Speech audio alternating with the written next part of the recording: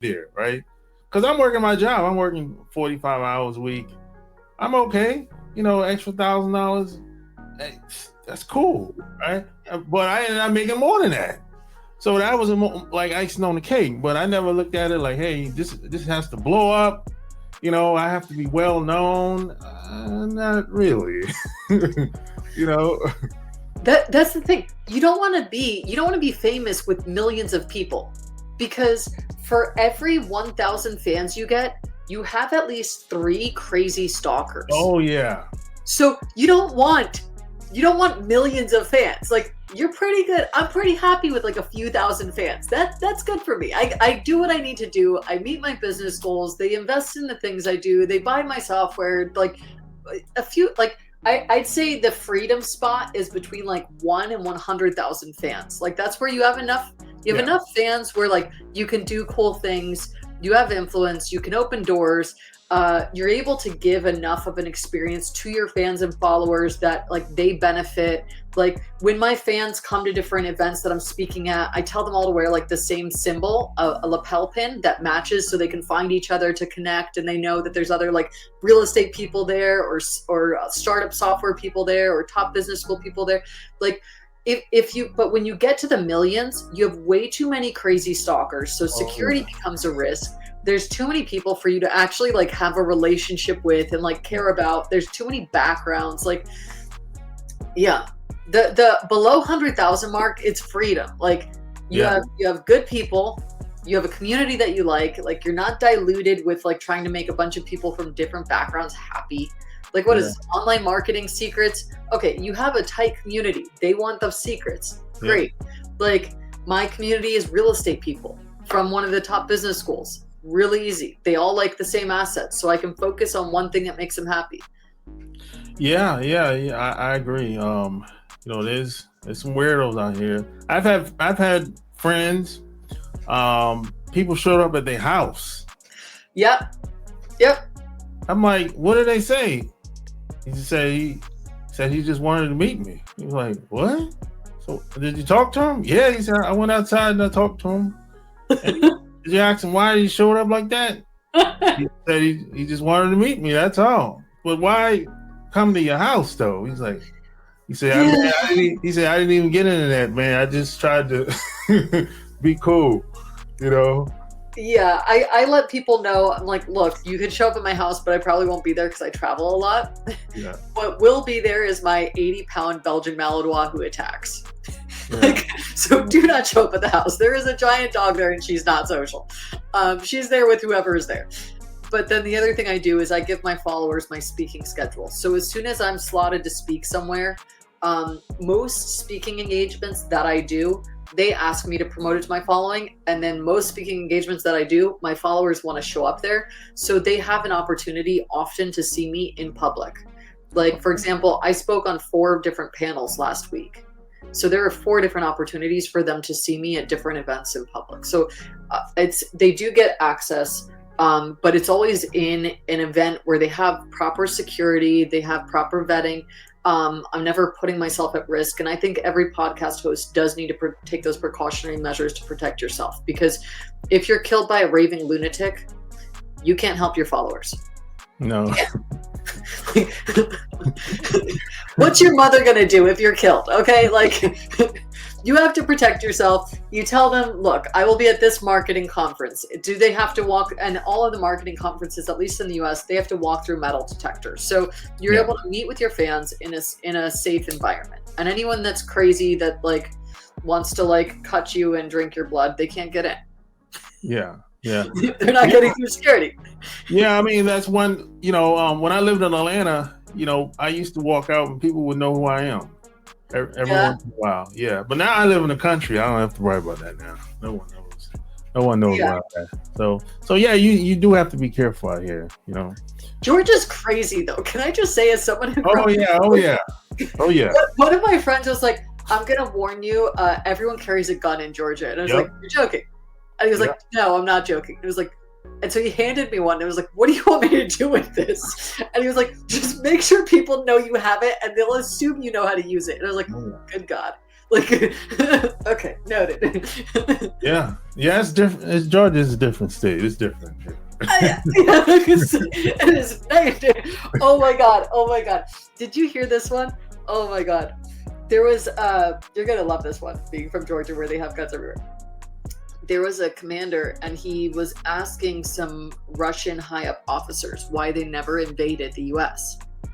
And Russia said, we tried, we sat down and we looked at every possible angle to try to invade the US. And there was one thing we could never solve for.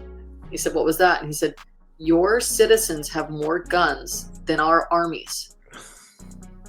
Yeah. And most of them are unregistered. So even when we tried to bribe politicians in the US to force registration of guns, it was never successful. Therefore, we could never have an accurate count to assess the risk because your citizens are more well equipped than our armies going in there ever would be. Yeah. So as much as we make fun of like the whole gun culture in like Georgia, Alabama, and Texas, it's also one of the reasons our country's never been invaded. Yeah. You know.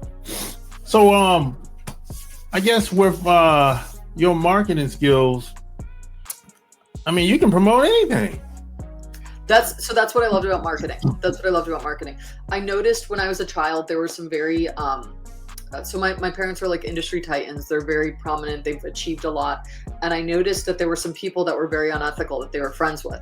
Mm-hmm. And I was like, why do we have to tolerate those people? And it was unfortunate that these people, like my parents would have to like politically play nice with them at key events. And I didn't understand why. And they said they have the attention and the respect of these people, and we need to collaborate with them to close these business deals. And then as I got older, what I learned was they were marketing manipulators. So they knew how to be one person to the public and to control public perception. And then they were a completely different, grossly unethical person behind the scenes. So, yeah. And so I realized marketing is freedom. And either I learn marketing to protect myself or other people learn it and they can destroy me. Yeah. You know, a lot of entertainers are like that. Yeah, they're like that. Big time, man. I was with a friend at dinner the other day, and she's like, "There's something seriously wrong with this woman." She was talking about a celebrity's wife, and I was like, "Obviously, she chose to marry a celebrity, so clearly there's something wrong with her." And she just started laughing so hard, and I was like, "Yeah." Because I knew a lot of. I worked around the music business. Yeah. So I knew a lot of people that were, attached to these people, worked for these people. And a lot of them told me, man, he don't really act like that in person. Behind the scenes, he's totally different. So, yeah, so it's that, those people exist, But, I mean, how did real estate come about? Was that passed down or?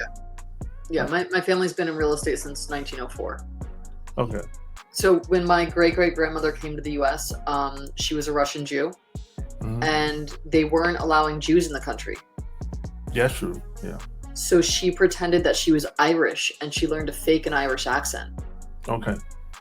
And so, but she spoke 7 languages because Jews at the time moved around and spoke 7 languages. So she moved into the when she got off the boat in Ellis Island, or wherever it was,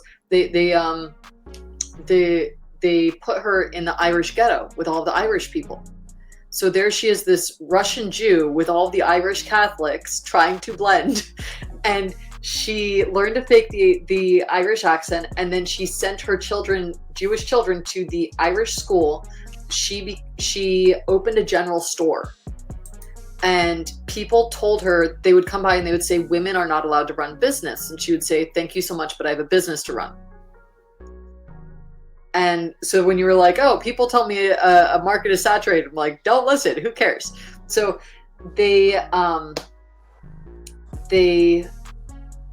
so what she did is she would distract them. She'd say, do you need any documents translated? If you buy anything in the store, I'll translate whatever document you need.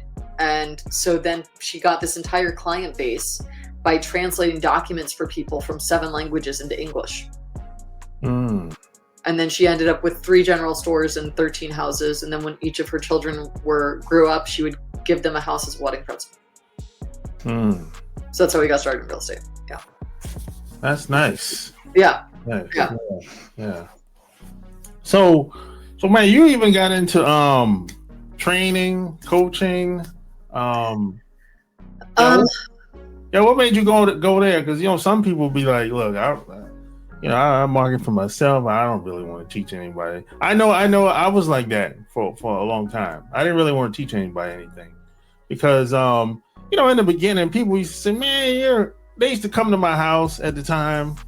I had an apartment. They used to say, they used to see some of my books and be, oh, you got the marketing internet books. You're a scammer. I'm like, whatever, man. So that kind of made me a little bitter. And I was like, you know what? I'm not teaching nobody anything. I don't care. I'll just do my own thing. Yeah. So what I with the software that I created to train junior